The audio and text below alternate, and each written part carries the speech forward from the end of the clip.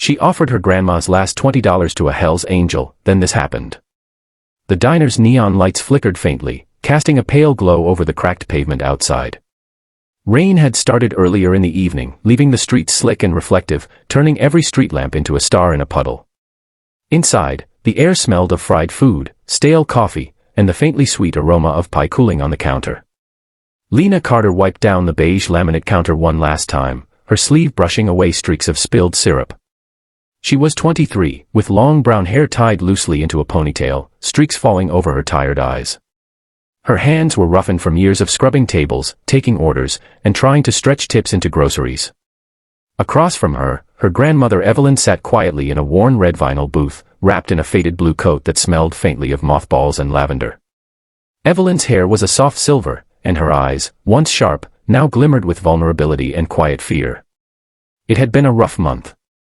Rent was overdue, the power bill had doubled, and groceries were running low. But the worst part wasn't the bills, it was the loneliness. Lena's parents had been out of the picture for years, leaving the two women to fend for themselves.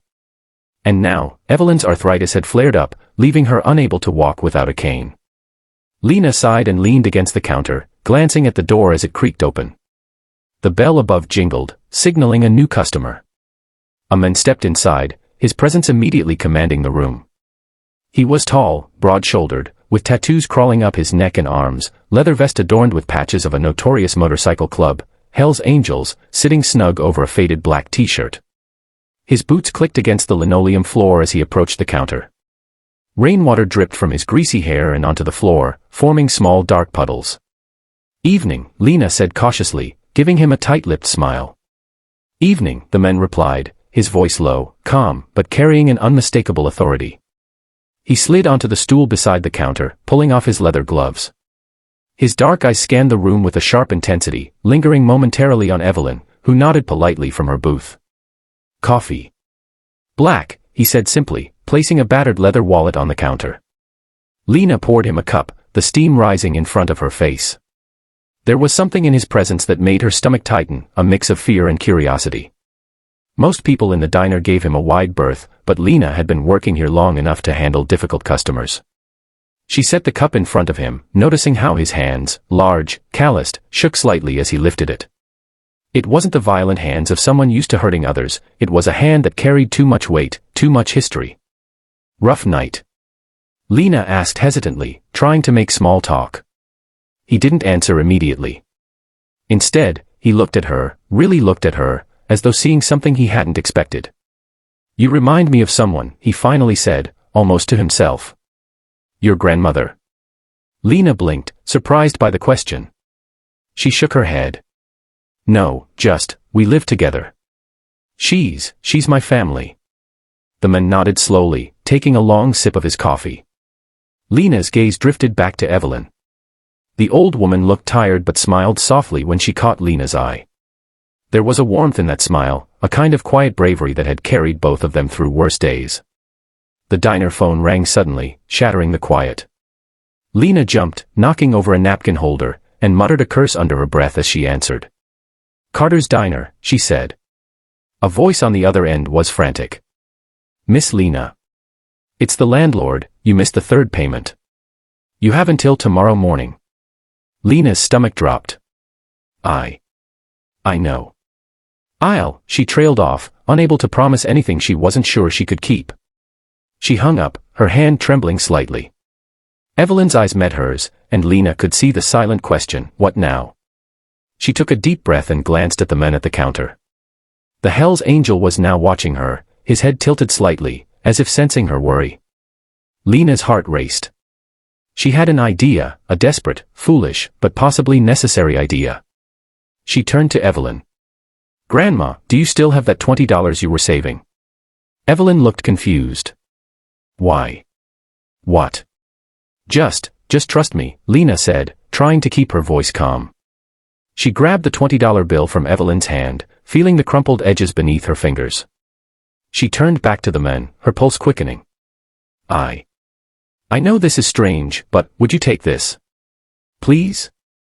Just help us out tonight." The man raised an eyebrow, studying her. "You're offering your grandma's last 20 to me?"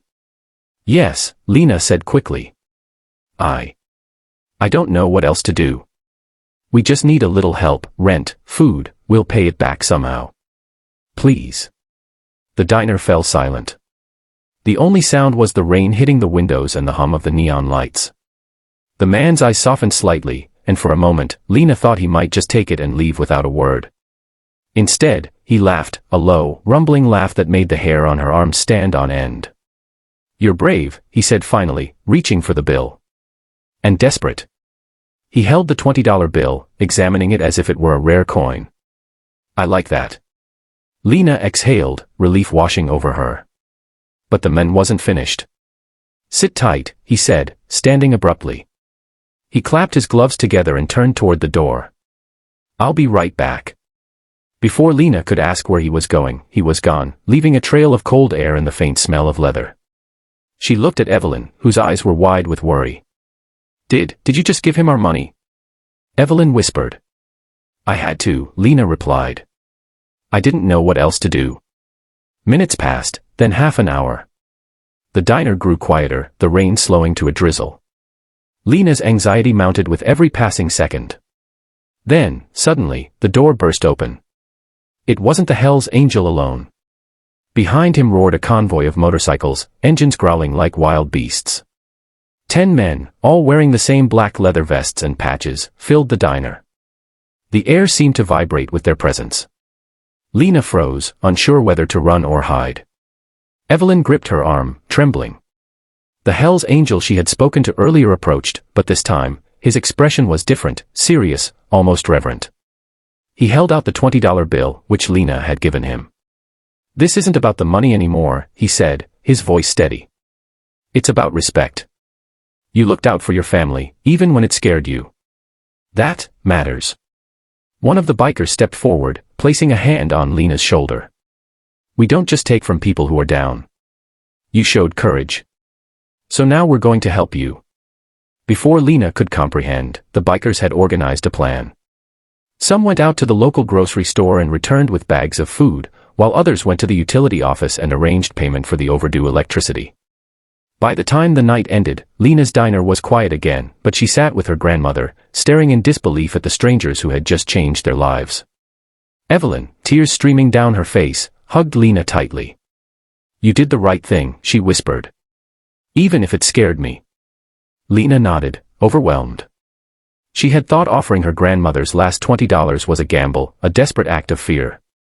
But somehow, in the hands of someone she never would have trusted, it had become a lifeline. The Hell's Angel approached one last time, his shadow long under the neon lights.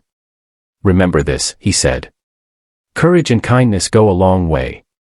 And sometimes, the people you least expect, they'll have your back. With that, the bikers mounted their motorcycles and roared off into the night, leaving only the echo of engines and the scent of rain-soaked leather behind. Lena and Evelyn sat together in stunned silence. The diner felt different now, warmer, safer somehow. That night, Lena learned something profound. Sometimes, a small act of faith and bravery, even in the most hopeless moment, can lead to miracles in the most unexpected forms. The $20 bill, once a symbol of scarcity and desperation, now symbolized trust, courage, and the unexpected kindness of strangers.